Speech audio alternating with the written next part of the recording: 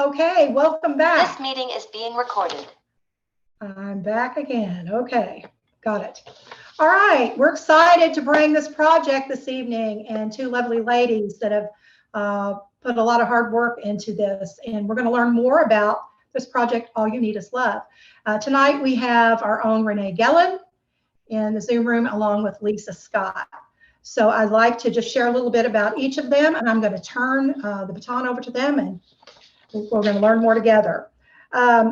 Renee, after losing her son to a devastating unnecessary adoption, she discovered her purpose to help other mothers preserve their families. Renee started speaking to other expectant mothers and realized that many of the reasons that they were considering adoption were similar to hers, temporary. She started to explain the lifelong trauma that maternal separation causes, both the moms and their newborns, and the moms were listening. Many in the adoption community began to support her efforts of family preservation. Others online began to direct mothers considering adoption to speak with Renee, and the concept of saving our sisters became a reality. Renee married her son's father, and together they parent their two daughters. Welcome, Renee. And also with us, we have Lisa Elaine Scott. She is a writer, educator, and independent filmmaker. She received an undergraduate degree in secondary ed from the University of Maryland, College Park, an MA in negotiation, conflict resolution, and peace building from California State. After 10 years as a high school social studies teacher, Lisa began her TV film career. She spent several years in post-production at E! Entertainment Television and the American Film Institute. From there, she moved on to production, and her credits range from production assistant to director. She serves as an Area 4 representative on the Hollywood Hills West Neighborhood Council. She is also on the board of Best Democracy Colorado, a member of Fair Chance Project LA, and the founder of Sea Change Media. When Lisa's not working on a film project, she is writing and teaching. So welcome, Lisa, to Adoption Happy Hour, and Renee, we're so honored to have you both with us tonight. Thank you. Thank you so much. I also just want to add, I don't know if it was on there or not, but I do also have an MFA from Mount St. Mary's University. It's a wonderful school. I recommend it to anyone. It's here in LA, and it's never too late to go back. So check it out. But I did get my MFA there, and I'm really happy to be here, and I'm really excited because it's kind of funny, Renee and Katie and Marina, this is sort of the core group. We have been working on this thing for like a year and a half, just exclusively, just like the four of us. And it involves a lot of texting. We're not often in the same room together. We're usually not texting, calling, Marco Poloing, all that. And it can get kind of lonely, and it can get kind of strange feeling, when you're working with people 3,000 miles away. So this feels really good to finally be talking to such a large group. And I really appreciate this opportunity for us both to share what we've been doing with this project, hopefully also to get your support. That is in part why we're here today, because we need to be able to get support to move this project forward. So I was thinking that I would just, Renee, do you want to say something first, and then I'll tell a little bit about myself, and we'll go back and forth. Yeah, I'll just do a quick little intro. I know there's a lot of familiar faces here, but Marcie gave kind of that overview of kind of what happened, and I just ended up in this, what I call the perfect storm. I had financial issues. My relationship with my then boyfriend, now husband, was super new. We got pregnant right away in our 40s. Not supposed to happen, right? Apparently I don't have a problem. We also have, we had another daughter 3 years after all of that. But, in between there, my son's adoption was open for about 16 months and 19 months-ish. We had 2 visits. 19 months in, the Gladney called me and basically said they're closing the adoption. And what had started to happen was basically I kind of started to learn all of the things that were happening and that happened, and the trauma, and that really broke me. It was very hard to really realized that, my intentions, the impact on him, the intentions don't matter. So the impact is really severe. And so that's where I just really felt like I had to do something. I did originally, come out of that, started to work with a search angel, or, and that just wasn't it for me. We weren't getting there quick enough. Like, my whole thing was, I need to stop this from happening. So that's why, why I'm here. But I just really appreciate, being able to talk to you all about this, and Marcie and Jennifer and Cara. Just thanks for having us, and Beth. It's just great to have this community. So you guys have saved me a number of occasions, more than once. So I'll let you take it away, Lisa. Okay, great. Thank you. So I'm going to start by telling a little bit about myself, and it really is sort of the backstory to the film. So I think that's important. And also I'll just say I am going to be showing 2 or 3 clips that I have created. I mean, they're not from the film. They are representative of what the film will be about. Okay. So there's going to be several moving parts. I will ask for your patience while I switch screens over to YouTube and all that, but hopefully it will go very smoothly. So again, just a little bit about myself. I'm an adoptee. My mother, Gail, was 19 and homeless when I was born in 1959. 2 months later, she was still unable to find a suitable place to live, so she relinquished me. And of course, my name was changed, my identity erased, and my records were sealed. And I always wondered what happened, where I was exactly during those 2 months. It's kind of this missing 2 months of my life. Gail told me that I was in foster care, but we never really discussed the details. So I found Gail, after a pretty long search. It was pretty long and grueling, and we had a great reunion. And I say great, but it was also very hard, especially at first. I'll never forget her first words that she wrote to me were, "I'm not happy about this." And by the end of this 5-page letter, I understood why she wasn't happy, but I also understood that it really didn't have anything to do with me. And I remember thinking that for a letter that starts out with, "I'm not happy about this," by the end, the door had swung wide open. And I remember thinking, this is just kind of the way life is sometimes. 2 things can be possible at the same time. She is scared and she is upset, but we were both over the moon happy. So things went well. And, then I guess the story ended a few years ago when Gail died suddenly. I thought,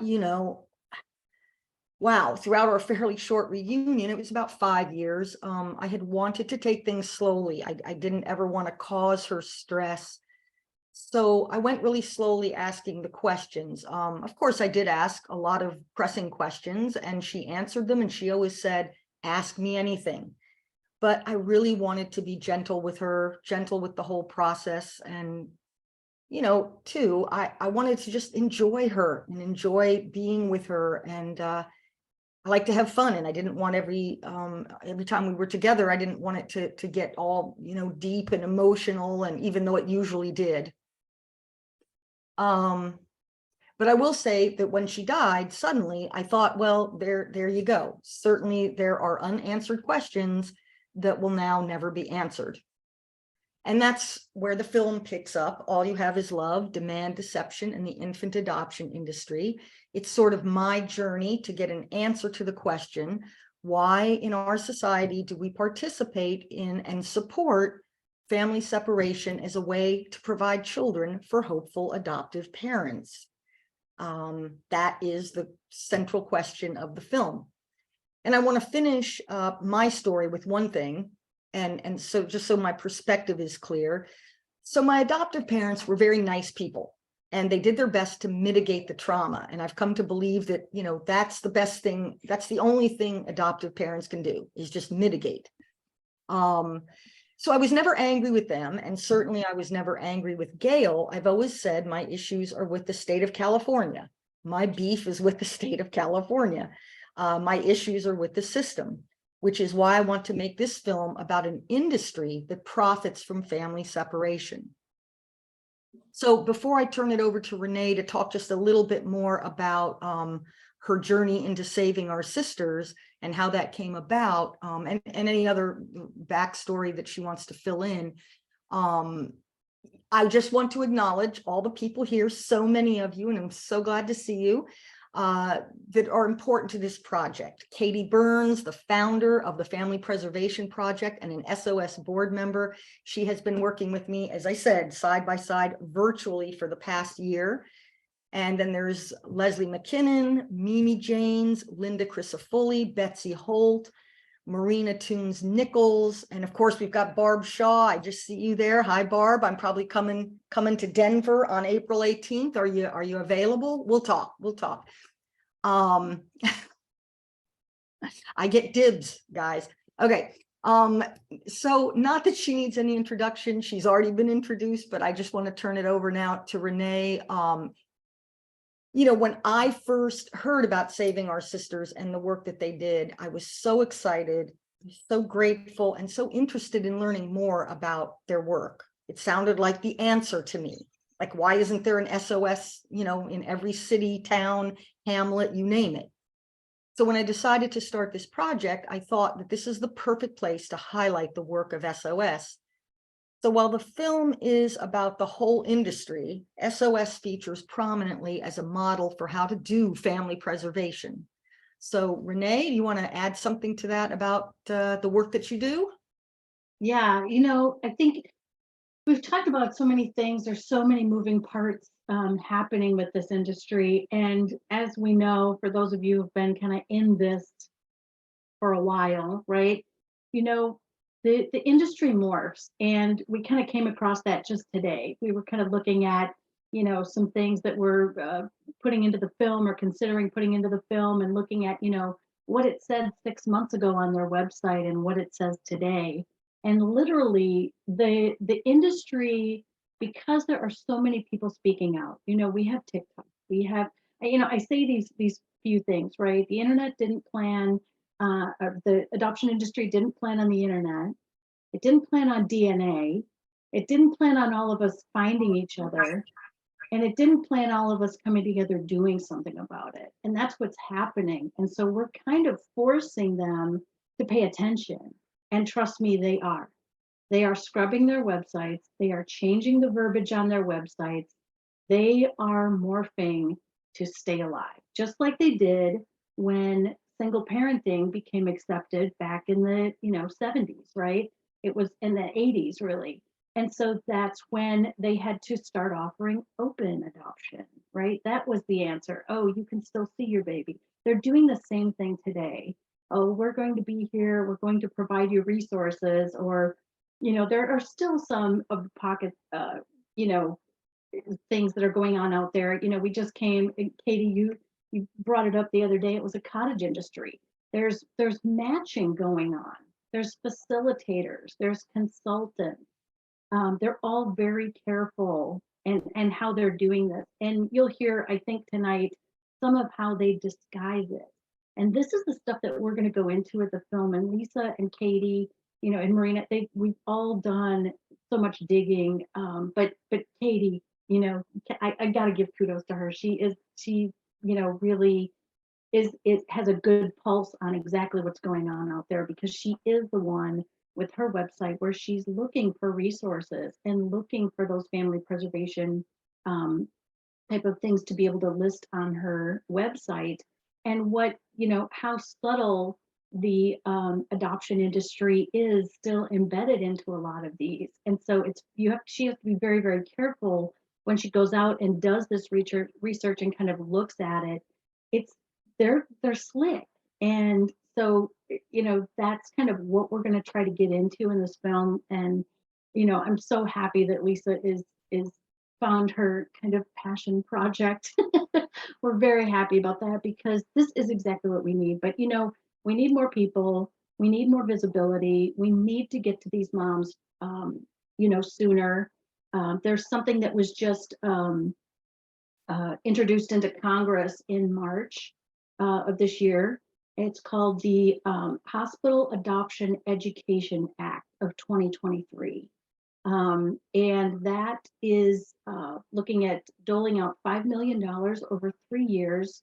And after the Health and Human Services Secretary puts together a committee, and we have written to him and said, we SOS need to be on that committee. We are birth parent led. We need to be on this. We are educating. That is our number one goal here and thing that we do with moms. And we're providing all of the information so that mom truly gets full disclosure. And then she can truly then make an informed decision, which is not what's happening today. So things have come so far over 12 years. I know this is kind of an intro, but some of you know my story. I gave a little bit of an overview, but it's just continued to blow up. I never intended SOS to be an organization. I was just mad. I was mad that what happened to us. And I was mad that, that my son is now having to deal with this for the rest of his life. My kids are, my husband is, my extended family, everybody is having and forced to deal with this. I lost both my parents over the last few years. They don't get to meet my son. It's just so unnecessary. And that's what we're here to really do and make sure that everybody understands that, family preservation at all costs needs to be done first and foremost. So thanks to, the internet, because social media is really how this is all taking off and how I've met, majority of you all. So actually all of you really, because there is nobody locally, right? Everybody knows that support for, birth moms, birth parents, and all of that is just non-existent. So unless you go, of course, to an agency and drink the Kool-Aid, which has never tasted to me, so never was there. But I'm just really excited about this film and happy that you're all here, and I'll let Lisa go back and get to it. Oh, grab your mute button. Thank you. All right. So my goal for today is to, I want everyone to see the potential in this film. I want to describe in enough detail what the film will look like and where we are in the process. And I'm hoping that as I do, everyone sees the potential and wants to help make this happen. So with that, I'll say right up front that our crowdfunding campaign is up and running. We need for this to be successful, and I will talk more about that later. But where are we in the process? So as already mentioned, we've been researching for the past year and a half. That includes reading a lot, listening a lot. I've done quite a few interviews. Most of them have been on Zoom to this point. So of course, these interviews, while they've been amazing, they need to be reshot in a formal setting with real filmmaking stuff, like cameras and lights and microphones and, the stuff that will make this film, viable. So as we've been in this research phase, we've been trying to shape the story. And while things have become really clear to me now, at first I was like, do I need an evidence board in my living room to make sense of this? I'm serious. And I think Katie and Renee have probably wanted to pull their hair out a time or two because I have had to re-ask some things over and over. I guess I'll put it this way. The concept for the industry is simple. Find resourceless women and convince them that their babies are better off with another family. The inner workings of the industry are not so simple. It's actually quite complicated, quite layered, and that's my greatest challenge with this film. I want viewers to come away with a simple and concise understanding of a very complex system, and that's one goal of the film. So I have another goal as well. I mean, as you know, I'm an adoptee, and I have spent my life hearing people tell me that they don't know anything about adoption in America. Most people assume when I mention adoption that I'm talking specifically about foster care. I'm sure we have all encountered this. Those are the children who are languishing. I'm sure we've all heard that before. Unwanted children is another perception. So of course, if that's what people think of when they think of adoption, then they will think that adoption is good. So my other goal for the film is to explain the infant adoption industry so that there is no longer any confusion, and to introduce the viewer to the concept of family preservation as a policy, as a cultural value, a cultural norm. You know, this is just what we do in America. Like, that's what I want us to be someday. Family preservation first, adoption is a last resort. So that's my perspective, and that's the perspective of the film. So how do I realize this goal? Well, we are going to bring together women who have, firsthand experience with the industry. We're talking to experts who have been researching and writing about this topic for years.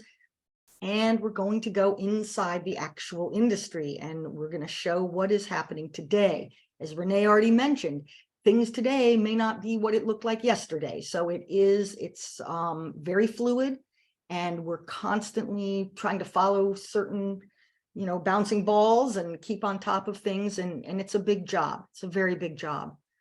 And also, I'll point out, having said that, I don't know the whole story yet, right? Of course, I have to do all this research and understand, chart out the film and figure out what you're going to see on the screen. But this is a documentary. And the exciting part for me is that we will learn things that we did not know before. And that's what I'm excited about bringing to the viewers. So I know, and the funny thing too, is every time I think I've seen it all or heard it all, I see something and I know I have not. So, it's exciting. It's a little scary as well. Like, what am I gonna, what are we gonna find out next? So let me show you this first 5-minute clip, which will give you a little taste of what I'm talking about. I call it, it's an industry. And these are all Zoom interviews with 3 women who have, they worked and volunteered in the industry. They have either 2 of them worked in the industry and 1 of them was a volunteer. 2 of them, Siobhan and Stephanie, are both first mothers. The other woman, Catherine, is a social worker. And this piece starts out with a little clip from a recorded phone call with Gladney. So I'll let it speak for itself. Give me just 1 little second here to share my screen, and we'll get to it. Right. And it's an industry.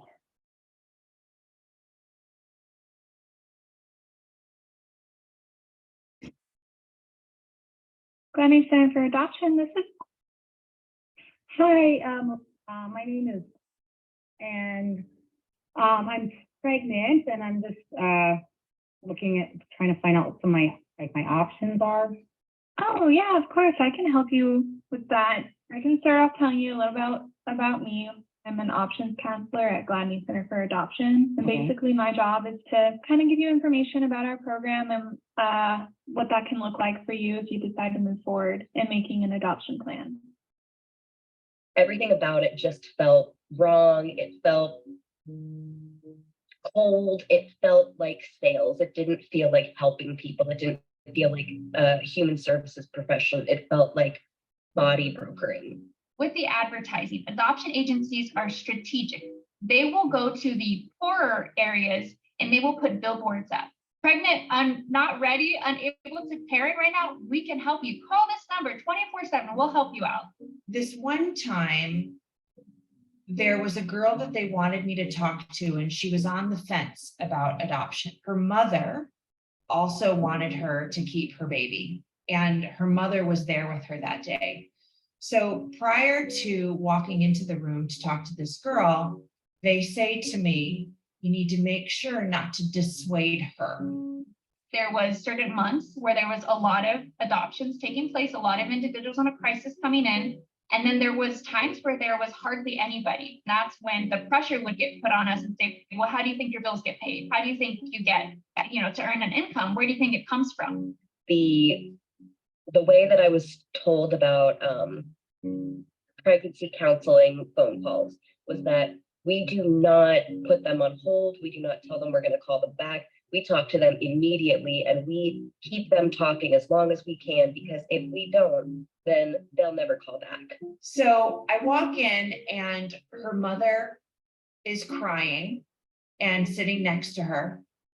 And she's sitting there just in almost a state of shock. So there was definitely a lot of talk about looking under the bridge, going out there advertising. It went as far as individuals in my office to make Facebook pages where they would advertise towards teenagers. They wouldn't say that they were an agency. They would just go into the teen groups and say, like, the teen, pregnant, young, firstborn baby of 16, like, can we exchange diapers? Like, how they would have their own chat groups.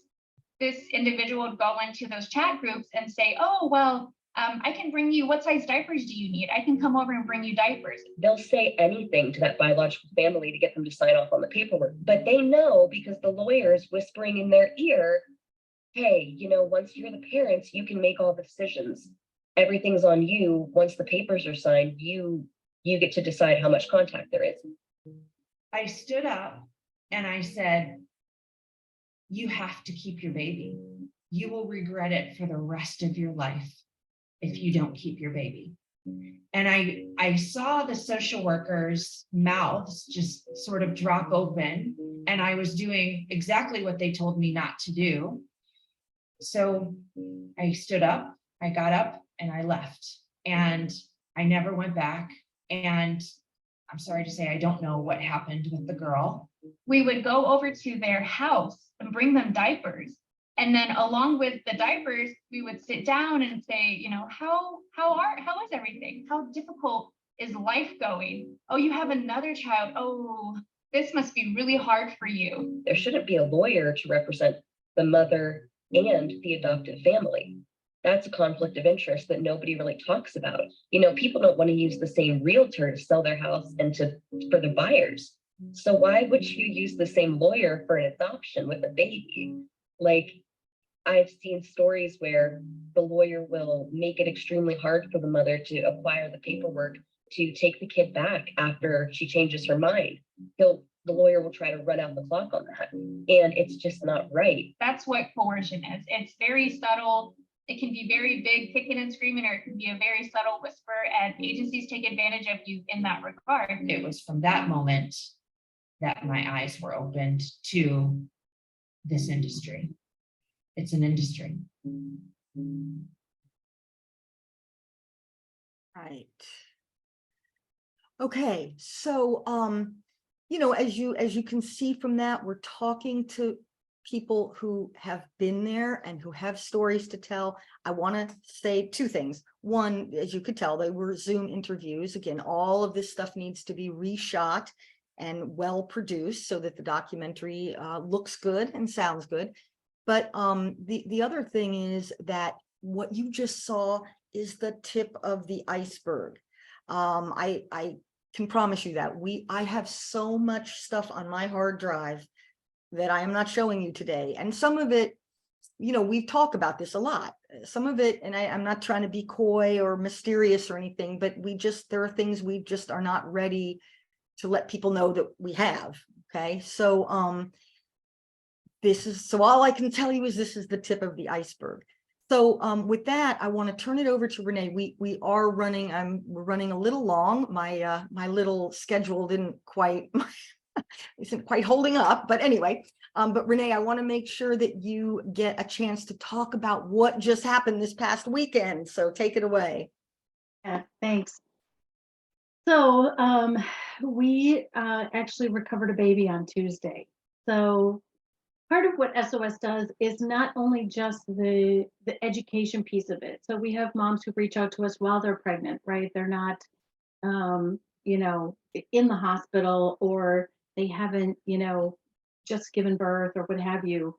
But oftentimes the most exciting, stressful, overwhelming, emotional times are when moms contact us and say, I think I can get my baby back. Can you help me? Right. And that's exactly what this mom did. She actually hadn't signed any consent papers. One of the things that this agency, well, it wasn't even the agency. This is why I brought up the hospital adoption education act that I talked about earlier, is that a social worker in the hospital had this mother 4 hours, 3 hours and 59 minutes post C-section, sign a legal document to relinquish, or not relinquish, but give the hospital the authority to release her baby to them. And she's still in the hospital, in the recovery room. 4 hours post C-section. I've had 3. I don't know where I was. So she didn't even remember. She remembered signing it after we went and started looking through her chart. She's like, oh yeah.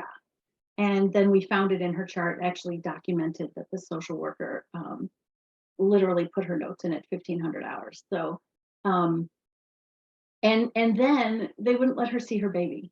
So she's recovering, and she's said, can I see my son? And they said, oh, well, you can have 15 minutes with him. And basically it has to be supervised. I mean, it's just cruel. She said she felt like she was being punished. It's horrible, horrible. And, you know, she did voice to the social worker that she was having second thoughts. She texted the, I think the social worker then messaged the adoption agency owner director, who, by the way, is a, dare I say it, she's an adjunct professor in social work at a university, was it Luke University or something in Texas? I just, she, this agency worker is highly connected and a former employee of Texas CPS. She used to do field training for CPS. That means she's training other social workers. She's very, very scary. I did not tell this mom that because I didn't want to scare her. But we were prepared for them to call CPS, which they usually do. And thankfully this time, at least, you know, through today, so baby's been home since Tuesday evening at about 6:30 Central Time. We haven't heard anything. So the agency owner did message her and ask her how she was doing. But of course, we tell them not to answer the phone and not to reply. Just ignore it. You owe nobody, you know, your baby. You don't owe anyone anything. And so that's the case. But there's so many things, you know, with this. She wrote out her pregnancy story and just basically, you know, no one was there to kind of do that up front and kind of find out why she was considering this and what had happened to help her, right? You go in and you talk to these people and they literally are, you know, taking down word for word what you're telling them and why you think you need to do this. And they just latch on to that and they hold on to that. And instead of turning around and you know, removing those obstacles, which is what SOS does, we do the exact same thing an adoption agency does. We talk to them, we build a relationship with them.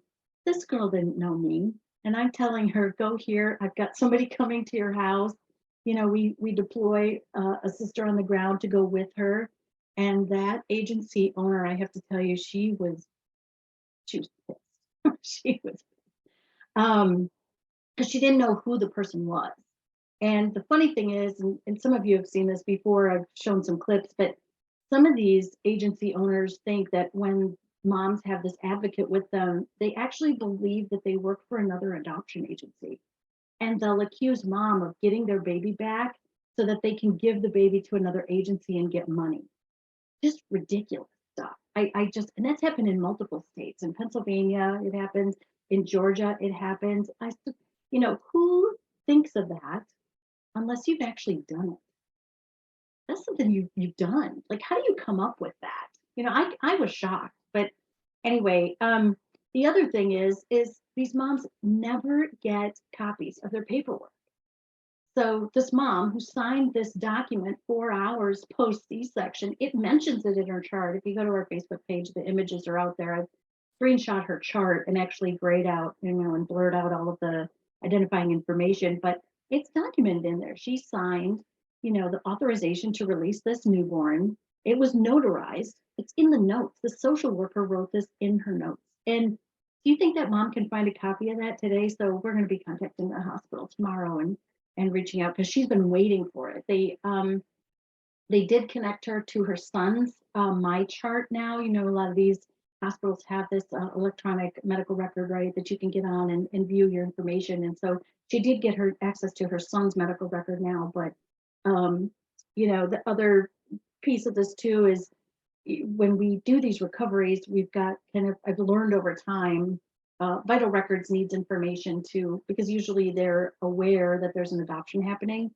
So we need to make sure that we've got documentation that the custody transfer happened. So I'll draw up something just very simple that everybody signs, and a witness then will sign, which is our volunteer. And this agency owner said, well, why is there so many copies? And she said, well, everybody gets a copy. Like, it was just something that she was like, why do you have so many copies? It's like, because everyone who's signing it needs a copy, right? Like, that's a silly question, which I just, it was shocking.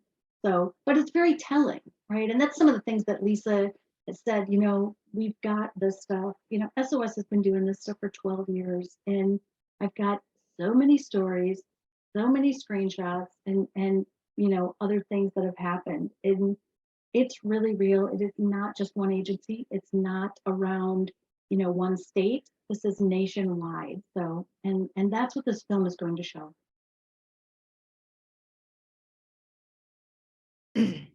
All right, thank you so much. Thank you. So we're running out of time. I want to make sure that there's lots of time left for questions. So I'm just going to show two more clips real quickly. This first one is called, I'm calling it the quiet part. I can't tell you how many times I'm watching something, listening, you know, they don't know who I am. They don't even know sometimes that I'm watching it. It's just something online. And I hear them say the quiet part out loud. And I really believe that's because they think no one is listening, no one is watching, and they aren't. And then the second, because I'm just going to show them back to back for the sake of time. The second one is just my a 5-minute concept trailer. Some of you may have seen it.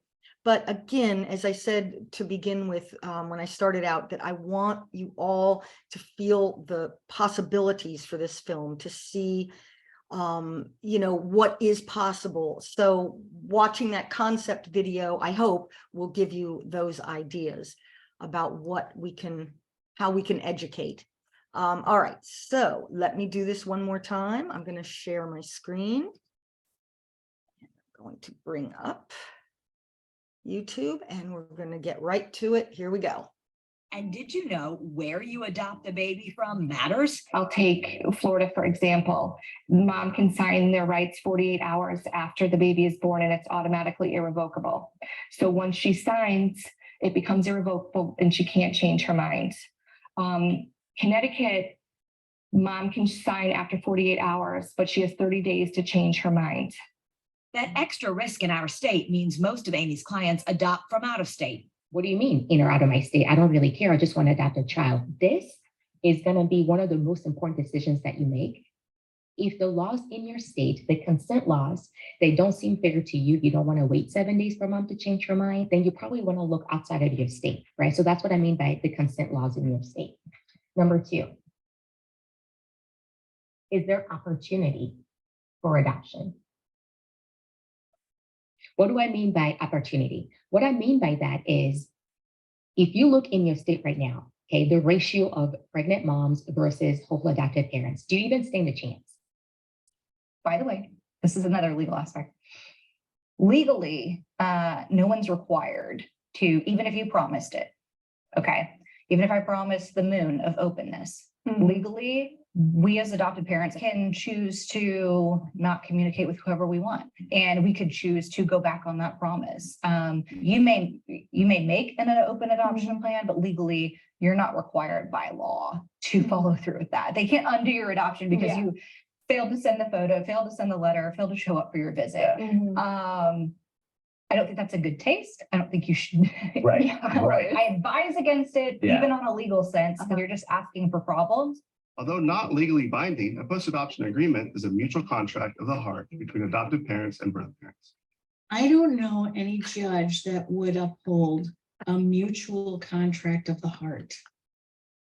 And remember, always the birth parent's choice on how open their relationship is with their child and their child's adoptive family. All right. And lastly, we've got the concept trailer, and here we go.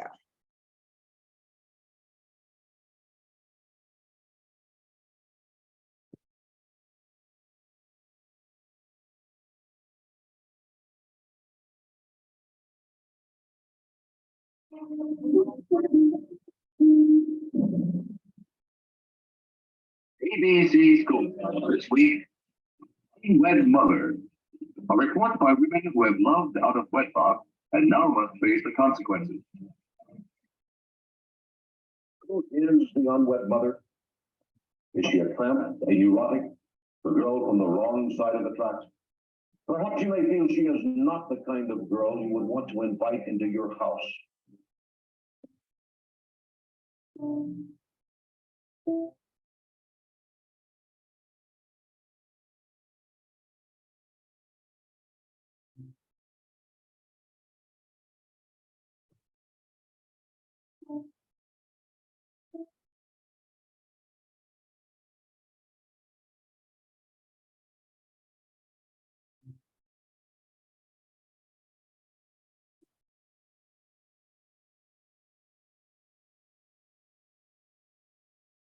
We had to go to Florida.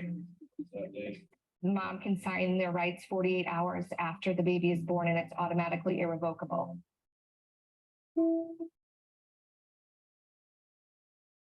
To Charlotte Friday. It's already revoked the rights.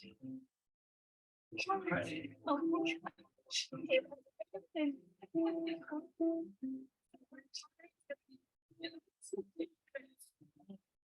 Exciting. The lady from the agency can make it here, then she, I guess, would sign him over to us. And if it's done that way, you don't have to wait the 48 hours. Yeah, we got a cute one. That's cute, baby. Okay.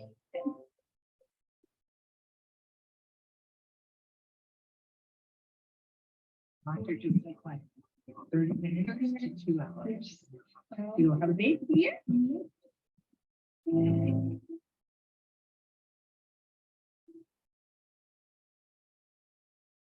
Coercion is necessary today because so few women relinquish children to adoption.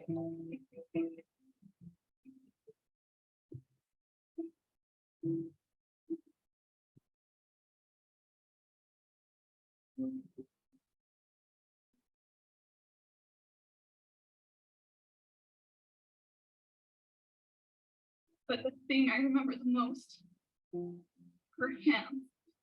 We had the exact same hands. And I remember just holding her on my lap and just trying to memorize every single little thing about her. No one had ever suggested to me, this is going to be simple. Your daughter's going to miss you. These subtle forms of coercion that, are meant to get across this message that you're not good enough, you are not wealthy enough, you are not stable enough, you're not married enough, whatever it might be to keep your child. And had one person said, you can still do all the things that you want to do and be the person that you want to be and raise him, I would have absolutely done that. I'm going to do the best thing for my baby, and that I believed was not me. Where adoption occurs, we see resourceless women over and over and over again. It is kind of getting across that idea that, for a person in your situation, the best way, or maybe the only way to be a good mother is to become a birth mother, which means to relinquish your child. I don't know that this story will ever get easy to tell. It is the greatest tragedy of my life.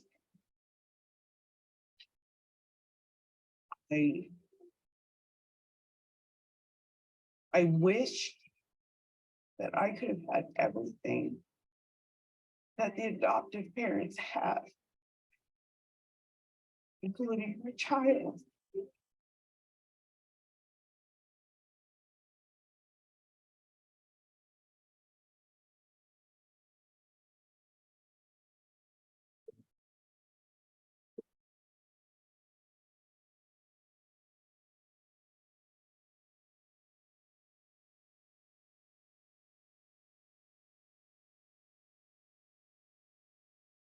All right.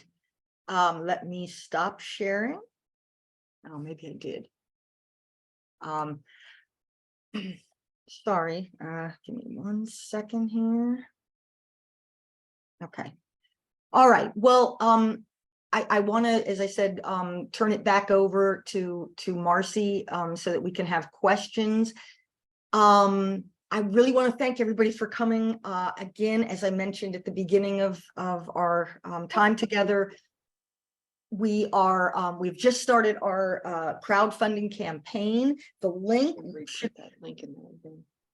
should be all over the place. If you like our Facebook page, we're on Instagram.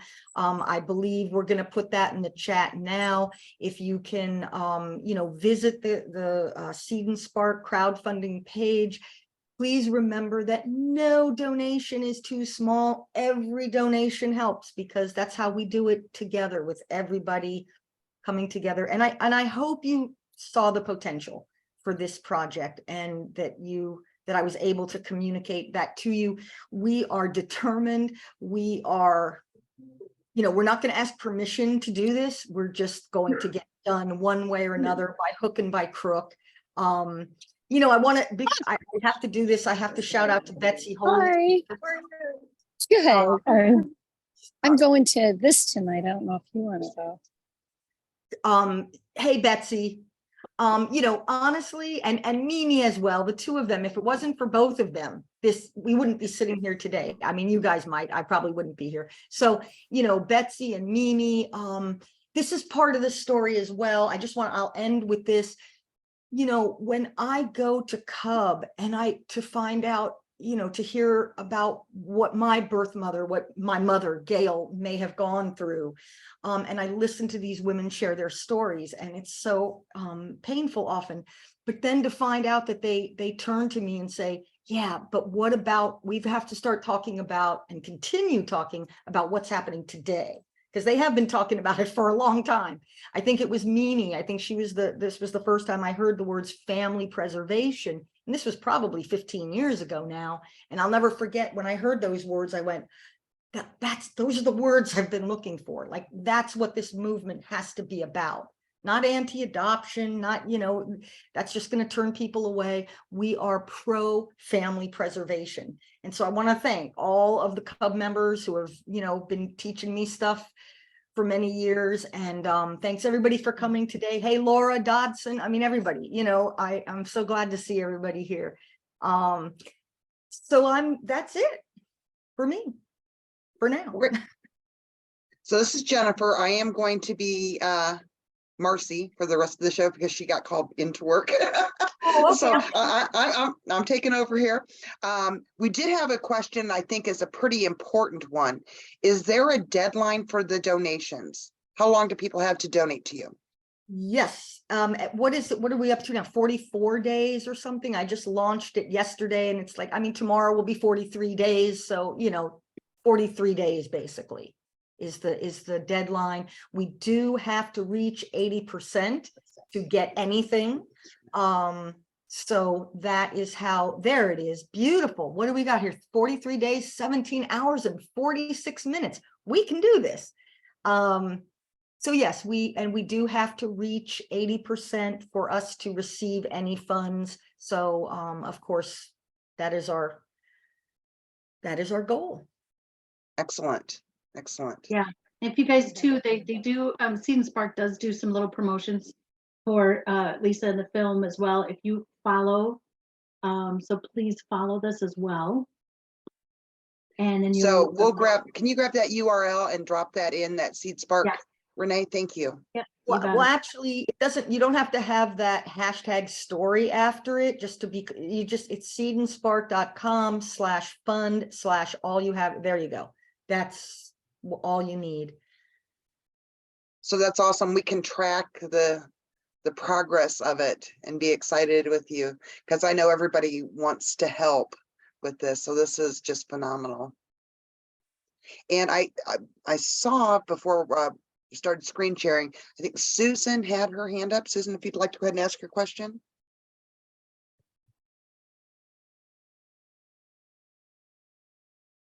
Sorry. Yes, I did have a question or just a statement. Sorry. I want to just say that was so emotional. Especially there's two parts that are emotional. It makes me want to cry. The moms getting the babies, the adoptive moms, and how much they want them. That is so emotional for me. Because that's how my mom was. She had 10 miscarriages by the time she got me. But then she had my brother John. And then the other is the girls giving up the babies. I just came from an AA meeting. It's called Women's Way, where they, instead of going to prison, they get to have babies. That doesn't mean they want the babies. That means they get to keep the babies. And you see these people with little babies talking about how they can't stop using drugs. And there's, and I just am like, I just get so emotional on that. I've never wanted children. And I'll tell you why. I always knew I would not be a good mom.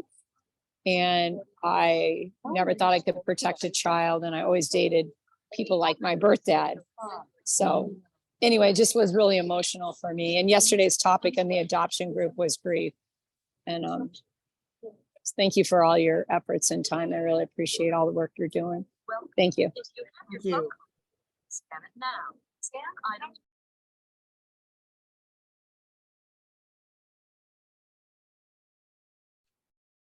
Jennifer, I think you're on. You're on mute. There we go. I was on. Okay. So Lori, go ahead. But one thing, it just popped up here. The question is, so what happens if you don't get to that 80%? So say I donate $100 and it doesn't get to the 80%, what happens to that funds? Well, your card or whatever method you use is not charged. So that's how Seed and Spark works, or any crowdfunding. You pledge. Basically, it's a pledge.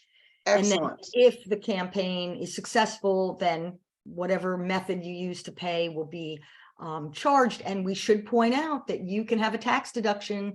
Renee, you want to say a little something about that? Yeah, absolutely. So the film has a Fiscal C sponsor, which happens to be SOS. So any of these donations that are made towards the film, and you can go on there, put them out there, and you will get a tax deduction, as we are a formal 501c3. So yes. Thank you. Sorry, Lori, go ahead. No problem. Because that's a good question. I've got a couple of questions and a comment.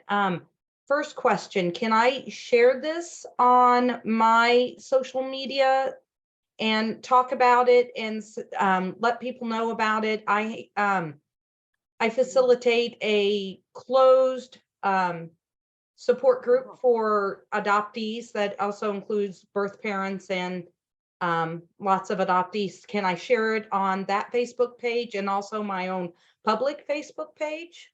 Yes, please. You can share it anywhere you want. This goes for everybody, by the way, just to be clear. The other thing I want to say that I had meant to sort of mention in my presentation, but I want to make clear now. Also, anybody here or anybody you let them know if they want to get more involved, right? If they want to have some kind of bigger part in this production.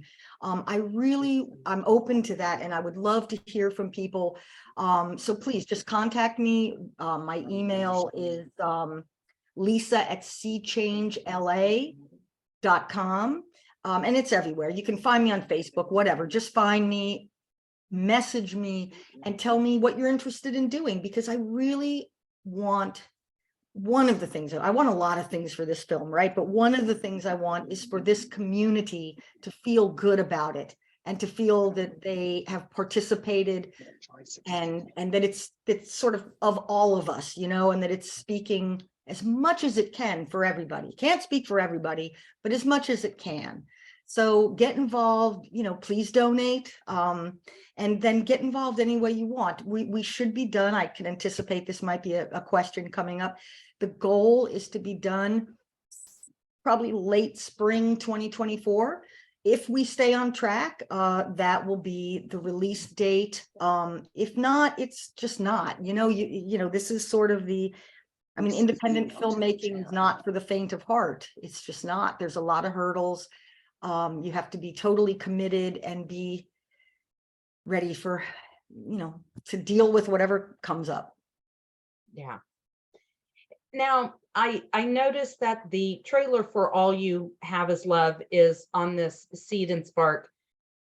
But the other video that you showed, the other two videos, is there somewhere that I could get access to those, that not to share on my Facebook, but when I talk to people at my in-person support group and so on like that? Absolutely. So everything is on the YouTube channel. YouTube channel. And that is youtube.com/@allyouhaveIsLove. So if you just put that in, you will get to the whole channel and you will see all of the content that is there. I'm going to be putting up, now that this campaign has started, I'm going to be making content on a hopefully daily basis and putting it all over the internet and up on the YouTube channel. So yeah, there should be, and in fact, if you subscribe, I believe there's a little bell that you will be notified when I uploaded a new video. Okay, awesome, awesome. And as everyone was saying, it was very emotional to watch this. I'm an adoptee, but I was also a teen parent. I got pregnant at 16. And I looked into adoption, but before I even got pregnant, I did a persuasive speech in a speech class of adoption, trying to persuade people to adopt instead of abort. Because at that time I was still in the fog of adoption is wonderful, great, it's unicorns and rainbows. And my research was called an adoption agency. I wanted to show how they counseled you with more love, support, and compassion and understanding compared to going to Planned Parenthood, where it would just be, business. I was going to show the contrast. There was no contrast. There was no contrast. I called the adoption agency, got off the phone, and just felt like dirt. Like, of course, it was a Catholic Charities, but I had sinned against everybody in the world. But I told them I was doing this research. So when I 6 months later called back and pregnant, was treated the same way. And boy, that helped open my eyes to a lot of stuff. I was like, they don't care about me or the baby. They just want the baby as a product. It was just, so watching that and hearing people, that brought up a lot of emotions and feelings and memories that I've, suppressed for over 30 years and stuff. But to hear that it keeps going on, it just makes me sick to my stomach. So you guys are doing a fabulous job. I want to share information on Save Our Sisters, share about this. So keep doing it, you guys, keep going. Yeah. Thanks. And I posted the YouTube channel in the chat as well. So you guys can copy and paste that. Or I'm not sure if sometimes the chat doesn't allow you to copy, but anyway, it's there. And thanks for sharing, Lori. I appreciate that. Yeah, thanks, Lori. Hey, Jen, and then after Jen, Susan has her hand up. Hey, Jen. Hey, I had a question. Were you guys going to be also looking at crisis pregnancy centers? Because they tend to funnel, it seems, don't abort, and I just wondered if that was something you were going to be including into, as part of this is, how those are popping up all over the place with our lovely anti-abortion laws and all that kind of stuff. They scare me. I was watching legislation that was getting passed in the state of West Virginia, and it was just like, oh my God. They were calling these bills names that didn't have anything to do with what they actually were, and were so sneaky and deceitful, and it just is infuriating. And then the other thing I was going to say is, there's 54 people in here right now. We use the power of social media, and all of us share the YouTube channel, share the campaigns on every platform you use. We can spread it out. And I think we really need to. This is a big deal, this project. I'm very emotional about it. I talked to Lisa last week, and let's use the social media and get it out there. That's Yeah. all. Thank you so much, Jen. And thank you for having me on my podcast. Yes, indeed. I am on Jen's podcast, and it just dropped last night, the night before, something like that. So please go check it out. You want to tell everybody where to find it? Yeah, you can find it on Spotify, iTunes, Stitchers, Amazon, iHeartRadio, and it's just conversations about adoption. It's very small, but growing. And in fact, like I looked and yours had been up 18 hours and there was already 16 listens. So that's nice. That's pretty good. So yeah, and yeah, but that support would be appreciated too if you could check it out and subscribe. Yeah, and let me answer your question. Yes, absolutely. I mean, the goal is, and again, this is the hard part, or one of the more challenging pieces of this, is crafting it so that we include all the different entities. Again, it's complicated, it's layered, and we don't want to focus. Another thing, I don't know, I didn't mention this either, like during the video, it's a industry with the 3 women, you may have noticed one's in Pennsylvania, one's in Texas, one's in Arizona. I mean, we want to cover all the regions too. We don't want this to just, be a story about, okay, what's happening in Georgia and Florida. And no, I mean, there is stuff happening there, right? But and some of the issues that we find are regional, but in any case, we want to tell this story about the whole country.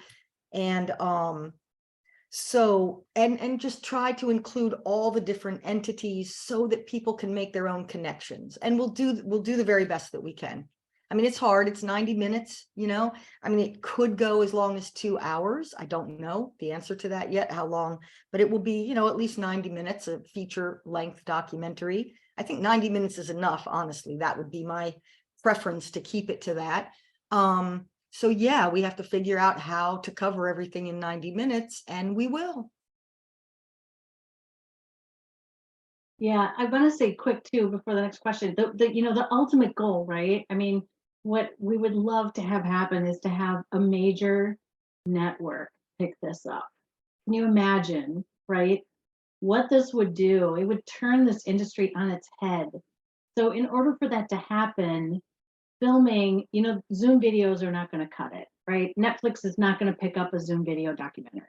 Okay, so that means, as to Lisa's point, production is in person, filming, camera, editing, sound, like it's production. So, we're at the very, I mean, we've been working on this for a year and a half, but we need to basically fund the rest of this to make sure that this production can happen, and that the picture is streaming worthy, because that's where it's at right now, and how this is going to end up, getting it to where we want it to be. And I have more to say about that, but I just want to hear the other questions. I think Susan was next. So let me try to see if you can see me. So most of you are either adopted or like that's your thing, is you are also adopted, right? So that's that. And then, or we're birth mom. Where did you get the people that you filmed? That was really emotional. And then second, I guess my thing too is it's such a complex thing, right? I mean, it's easy to get mad at the state and all that, but the truth is behind everything is a bunch of people, right? And somehow, I don't even know what that means, but I go to a lot of these adoption groups and it's just not that black and white. And, you can get mad at the system or whatever, but really it's not about the system, it's about the people inside. So I just want to go back to your funding too. If you really want to reach people, I think that, if you appeal to the truth, like if in the adoption groups, like how can I say this? If you're really trying to, not rage against the machine, but really just say what we want to do is we want to reach that one woman who possibly doesn't have the self-esteem to realize that she could make it on her own. Maybe it's the self-esteem and the hope, and we're trying to reach her. That has just such a more impactful thing. Like, we're really reaching out to people and trying to help the people that don't believe in themselves enough or know. And then there are some people that just shouldn't have babies either way. So I'm one of them. I don't think I would have been a good mom. So it's just a lot there. It's just so much more complex than, and I admire you for doing film, because I go to an art meeting on Friday, and film is hard and expensive. So prayers that, okay. Well, I guess the biggest. Let me answer your question. You know, it's my perspective. Every filmmaker and every film has its own perspective. And, you know, I have spent my life watching, paying attention, listening to this. I've been an activist for most of my life. And, you know, resourcelessness is a real thing. So it doesn't boil down to just convincing people to, you know, believe in themselves. I mean, so that is my perspective moving forward with this. I want to talk about the system. I think there's lots of great stuff out there that tells individual stories. And I'm really excited about all of that. Every time someone writes another book or does a, you know, we need all of it. I believe in putting it all out there, but nobody ever talks about who's making money. What, you know, what did I say? Maybe I didn't say this part.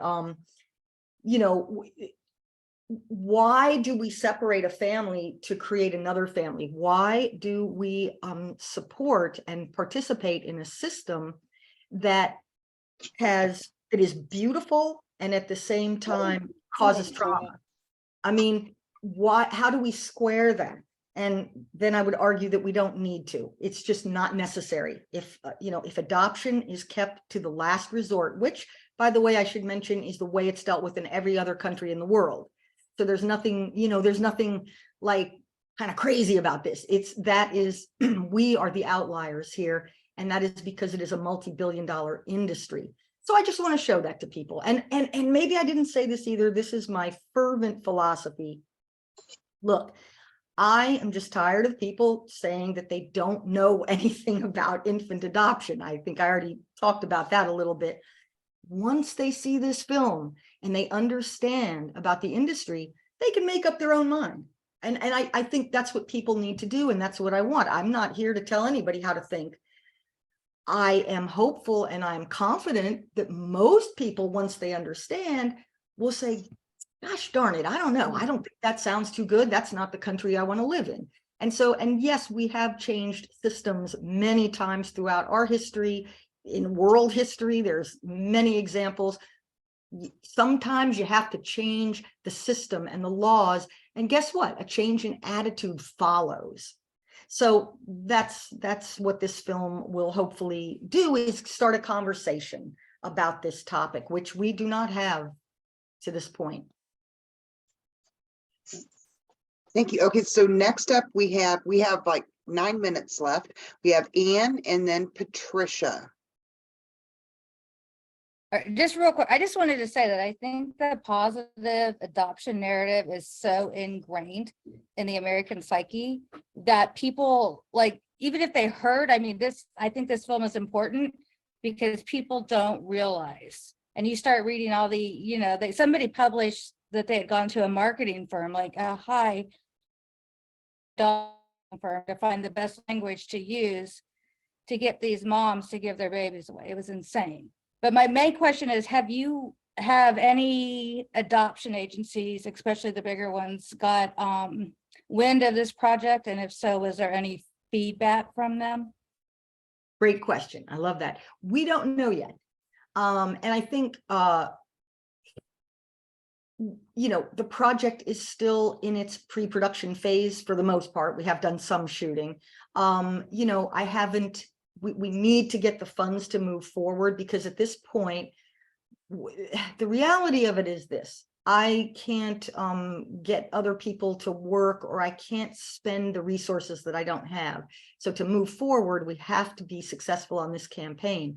The plan is, once we will be shooting all through July through September. So yes, a lot of that, to answer your question, a lot of that is going to deal with actual agencies.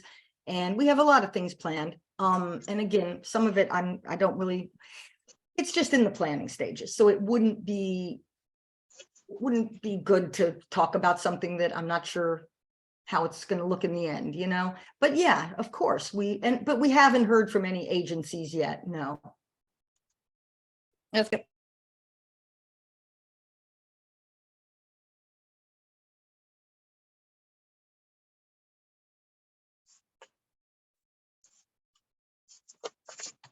Go ahead, Patricia. Well, first, a huge thanks that you guys are working on this project. It's so needed. It's going to be fantastic. I'm going to do everything I can to promote it. My question sort of falls in line with Ann's in that I just kept wondering if you can get some representative from some agency to agree to sit down on camera with you so they can share their perspective and you know, their point of view. It's such a, it's for us, I mean, we're passionate about it. I worry that like so many things in today's society that if we're not careful, this has come off as very polarizing, you know, us up on one platform, you know, with a strong opinion, and that it's, you know, people can say, oh, they're just, you know, zealots over there dealing with their grief. So it's a delicate walk that we're going to take. And I think that it's courageous for you to do it. But I'd love to see the adoption agency be brought into it and give them a chance to make fools of themselves on national television. Absolutely. I'm going to do that.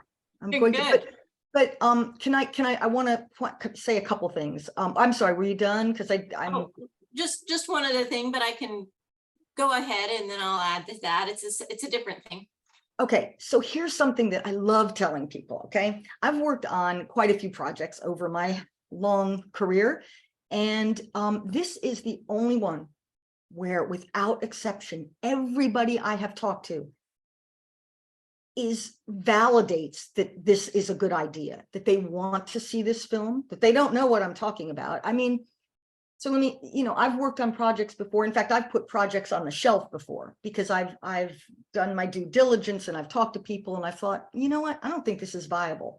And I'm not about to spend the resources that it takes to make a film for something that's nobody wants to see.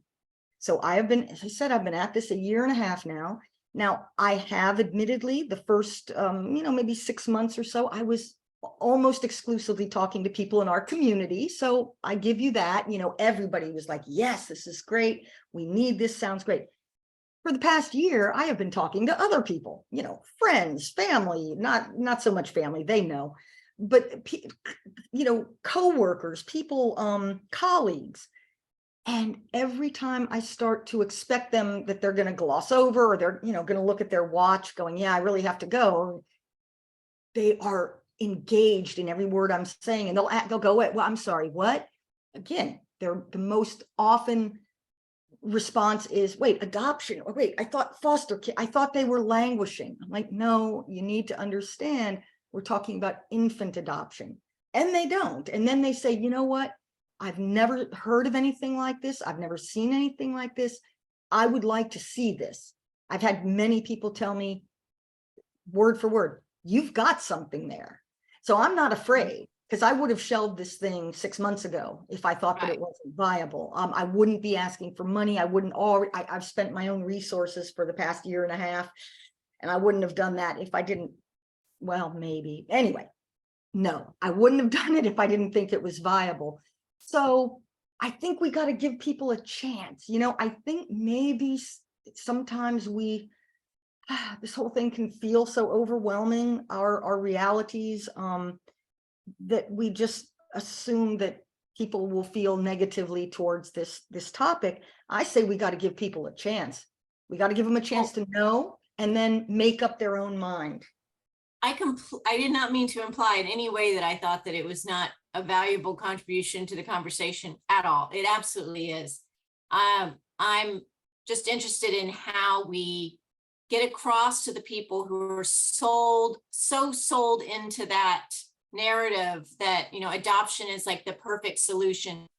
And, you know, I'm sure you're going to figure that out. I just, before we run out of time, I wanted to add on the other part of what I was going to say. And that is that I think that, like you said, when you talk to coworkers and people, there's everybody I ever talked to about adoption has a story or a friend or some family issue. As a matter of fact, I just started a new company and they did 2 truths and a lie. And one of my truths and lies involved adoption. And I shared it out in the new company internet. And I couldn't believe I had 3 people reach out to me, total strangers. I just started this company, telling me they wanted to book time on my calendar to tell me about their adoption story or about their genealogy discovery. So I really believe that, you're right. It touches people in profound ways. And so many people don't even realize they have a connection to adoption until you actually stop and ask them, which goes into my next question, which is, are you going to do like a man on the street? Like, I just imagine you stand on the street corner somewhere in LA, people walking by and you saying, tell me about what you know about adoption.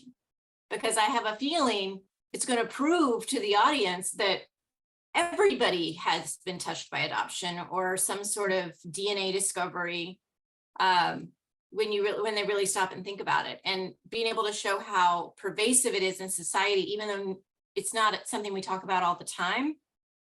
We're so connected. It's like 1 in 5 people know somebody who has this connection to adoption in their lives. So that's all. Yeah, absolutely. In fact, I have done a lot of man on the street stuff in my time. I enjoy it. It's always interesting. I don't know. I will think about it for this piece. But 2 things I want to mention, and then well, it's 5:30. Do I have another minute? Of course you do. Oh, okay. Well, all right. I appreciate it. So one, just to answer or to piggyback on what you were saying, we don't need to get everybody. We don't. We just need to get people who care and people who don't know and people who watch this and say, I didn't know, now I do. And when something comes up, then, crosses their computer screen or a ballot or whatever, they say, oh, you know what? I think we should try this now. Or imagine this, and I'm not suggesting that this would happen a lot, but what if there are people who just, as a result of understanding the truth, decide not to participate anymore? Like maybe they were going to, and they decide, you know what, I don't think infant adoption is for me. Maybe I'll go foster, or I'll, whatever.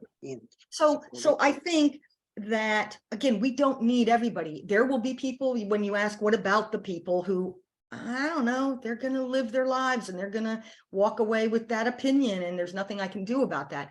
But I think most people will.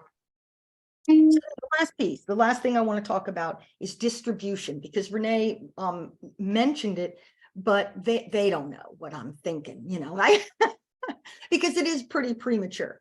But let me be clear.